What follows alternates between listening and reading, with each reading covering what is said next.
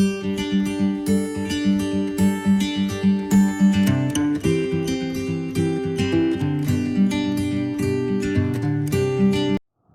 programmers, how are you? Welcome to BNB Techniques. My name is Sudhir Kumbare and let's continue with this series of Python learning. Hope you guys are safe and doing good. Guys, do let me know if you have any suggestions, if you have any queries on any topic, just comment in the comment box. Today's session we are going to discuss about dictionaries. Dictionaries are the important data structures in Python. Okay, so what we are going to discuss is where exactly in the real-time projects we should use dictionaries, how to use dictionaries, and various other options related various other operations related to dictionaries. Okay, so what we are waiting for, let's start. So guys, welcome to my Spider IDE, and today what we are going to discuss, we are going to discuss about dictionaries. Okay. Before this, we have discussed about sets, tuples, and before that it was list, right? So those and today's dictionary. So these are four important data structures in Python. Okay. And okay, so dictionaries means what? Dictionaries is also one of the data structure which holds values in key and value formats, right? This dictionary is also called as mapping data type. Now, mapping data type, you must have heard about one-to-one relationship, one-to-many relationship. Yes, in your studies. So, what that represents? This mapping is nothing but a relationship. And this relationship, what kind of relationship it is? For example, let's say you are an employee in a company, so you will have a manager, right? So many employees will be there, many managers will be there. So every employee will have some manager, right? So it's a relationship, right? Okay. So this kind of relationship, okay. So these dictionaries are mainly based on this relationship, okay. So for example, guys, let's start with a simple example. I would like to tell you about my project example, okay. In my project that was insurance based, and we were dealing with many kind of policies, whether it's a term policy, it's an insurance policies, okay. And there were many clauses applicable to those policies. So many thousands of clauses were there and many policies were there. So the relation was like, okay, this particular clause is applicable to one policy. Clause 2 is applicable to another policy. That's kind of relationship. Okay. And we had to, we had to display that policy information or the clauses information based on that policy. Or many logics were there. So we have used dictionaries over there. Okay. Let's discuss that example over here and then we will continue. Okay. So let's start with one example. Policy, I would say policy clause. This is the dictionary. Okay, how to represent dictionary? Dictionary is represented using curly braces. Okay, so let me give some policy number. This is my policy number, and which clause is applicable to this? Clause 1 is applicable to this. Okay, then other one is, this is another policy number, and clause 2 is applicable to this. Clause 2 is applicable to this, right? So you can see how we are maintaining the relationship. The first part, that policy number, is a key, and the second part, clause 1, is the value. Okay, this way we are maintaining relationships in dictionaries. So if I try to print this one, let's check the output. So you can see the list of key value pairs in the dictionaries, right? So this is the way how we can declare dictionaries and how to print the dictionaries, how dictionaries are maintaining the relationship. Okay. Okay. Let's discuss something, some more stuff about dictionaries. Okay. So let's discuss about how to access the. Okay, guys, the important thing over here before going to the next part. This dictionaries are unordered collection. Means what? We are unordered. Unordered means it's not sequence based. Sequence is not important over here. Okay. But yes, now there are two parts, key and value. So one is mutable, the other one is not mutable. Which one is mutable? Value, key and value. So if I say 1 through 21 is the key, right? This is not mutable. You can't change it. But the other part, value, clause 1, it's mutable. You can change it. Because After some time, you may think, okay, I have got a new clause. Now this new clause is applicable to this policy. So you might need to change the value as well, right? So how to change that value? Let's check. It's very simple and straightforward. The way we are dealing with other other data structures, it's the same over here as well. So give a square bracket here, put your key value, and then assign some value to it. Key you have given 1321. Okay, I'm saying new clause is there. New clauses there in the market, and company have asked me to apply that clause to this policy. Let's check the output now, whether it's allow me to change the value. See guys, new clause 3 is applicable to the first policy 1321, right? This way you can change the values of uh, uh, your key value pair elements. Okay, can we, okay, that's why we said value is mutable. So guys, we will discuss about how to access the dictionary values. Okay, I will comment this part. Okay, and I have again created this policy. Okay, how to get the values? Okay, so suppose in my dictionary there are two values, right? This policy 1 and policy 2. So how to get the values? It's very simple. Again, just give this curly braces and put your key value over here. Okay, clear guys? And you just need to say print.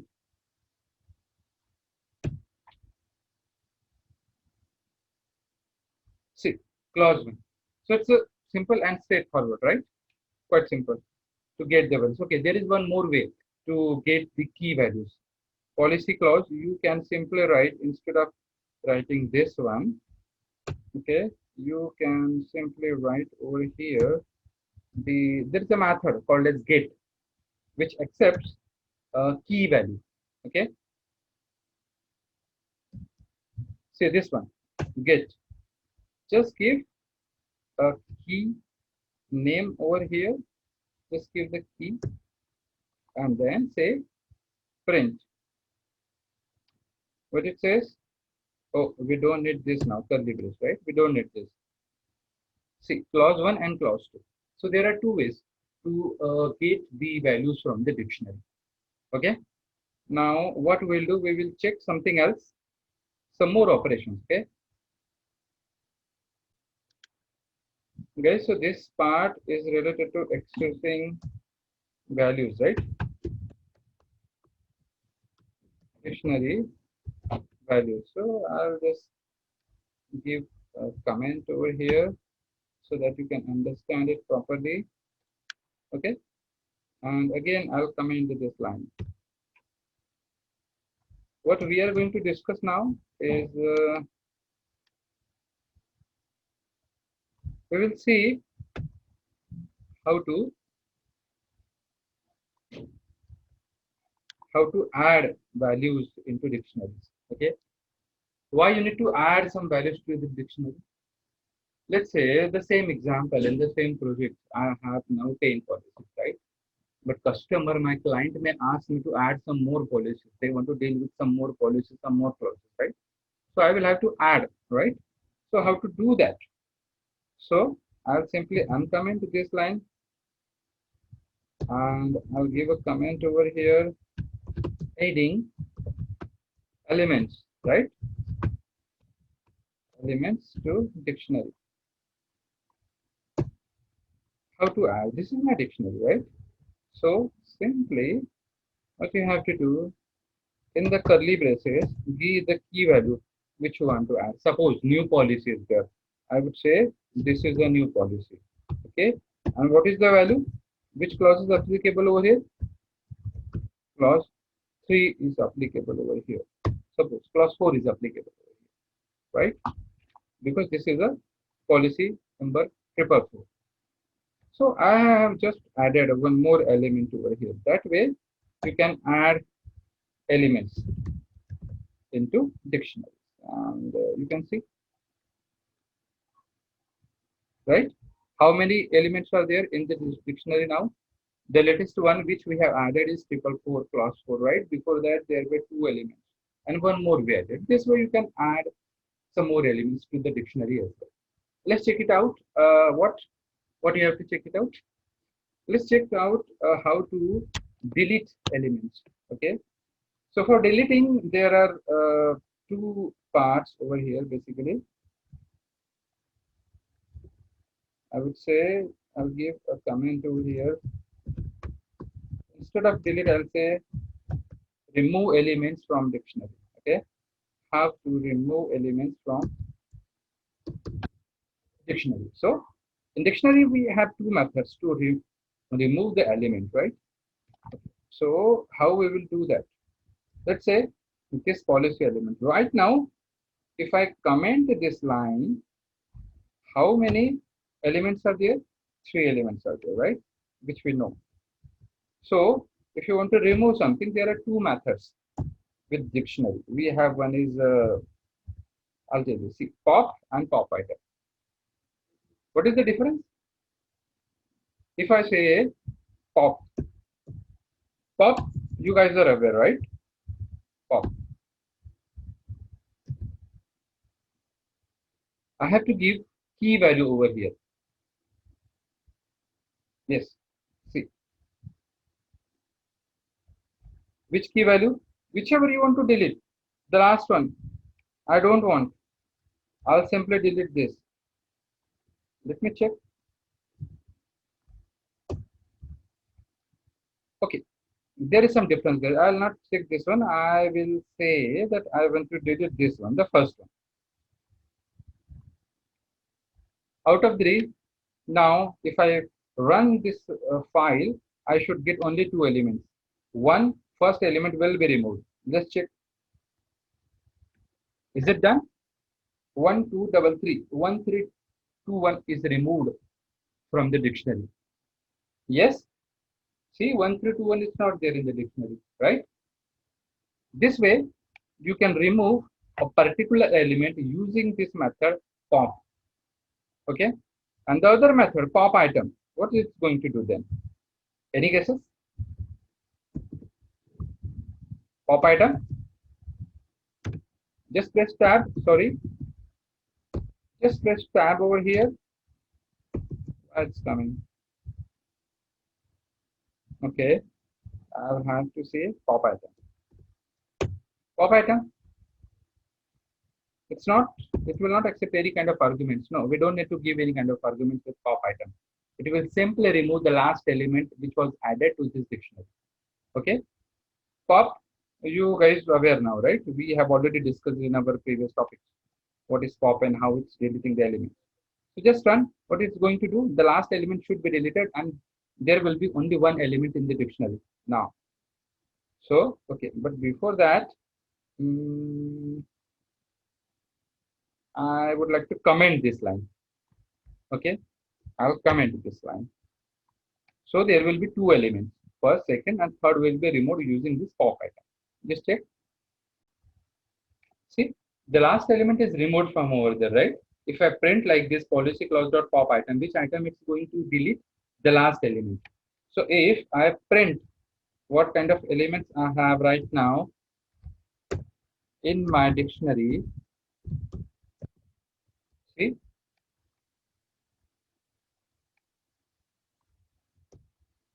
there should be only 2 elements. The last is deleted and I have first 2 elements, right? Print policy pop item, print policy clause, unmatched, where it is.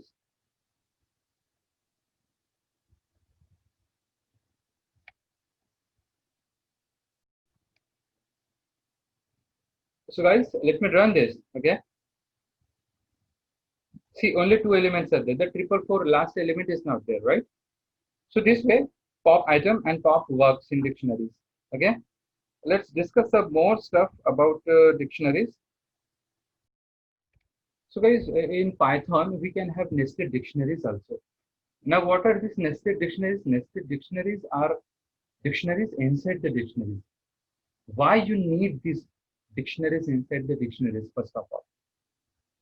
Let me give you an example. Just consider the same. We are dealing with policy examples, right?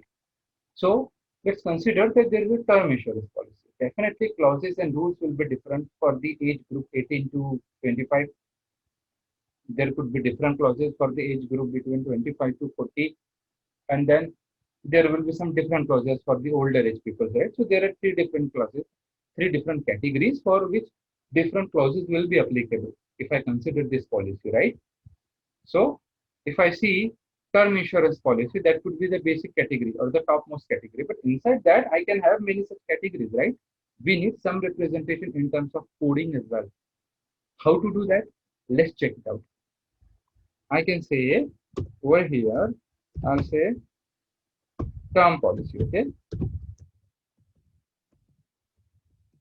Term policy. What?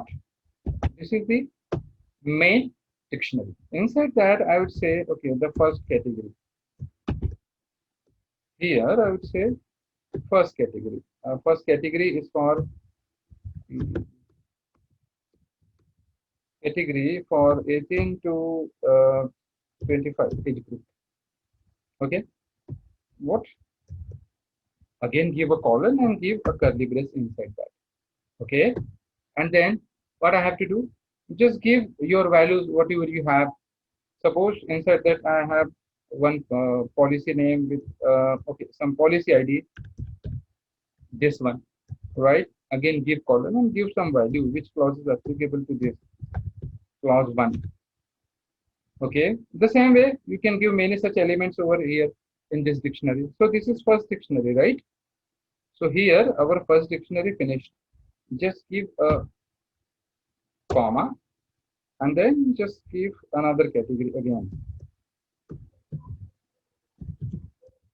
Category for age group between 25 to 40, right?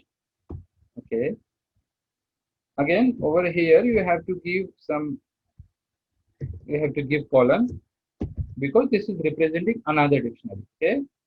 Now, over here, again, give some policy number. Then I'll say clause for age group 25 to 40. This way, what we have done, we have created a main dictionary called as term policy. Inside that, we have two categories. You can have one more category for the older age group people, right? This way, we can create dictionaries inside the dictionary, which are called as nested dictionaries. Okay. I will comment each and every line. I'm not interested in all this now because I'm focusing on nested dictionaries. So I'll just comment this line as well. Just check the output now. See, we have this main dictionary. Inside that, we have two dictionaries, and we can retrieve elements of this nested dictionaries as well, and we can do our operations, right? Whatever required in the project. So this way, we can have nested dictionaries as well. Let's discuss about today's assignment, guys. Okay. So guys, it's time to evaluate what we have learned today. Okay. So this is an assignment for you. I have thoughtfully created this assignment for you guys. Okay. So just practice this and you will learn many more things about dictionaries. Okay. So this is first assignment. I hope you can see my screen clearly. Let me go to the next one. Just pause your video for a second and you will come to know about this assignment. Okay. You can view it clearly. These are the third and the fourth assignment. Okay. So just tell me what is the output. Just comment in comment box if you have any queries, any doubts, or you want to give me any kind of suggestions about the content of the video or anything. Just comment in the comment box. Okay. Thank you, guys. Guys, if you are really learning from my videos, please don't forget to like, share and subscribe and press the bell icon so that you will get further notifications. So catch you in the next video. Till then, goodbye, take care.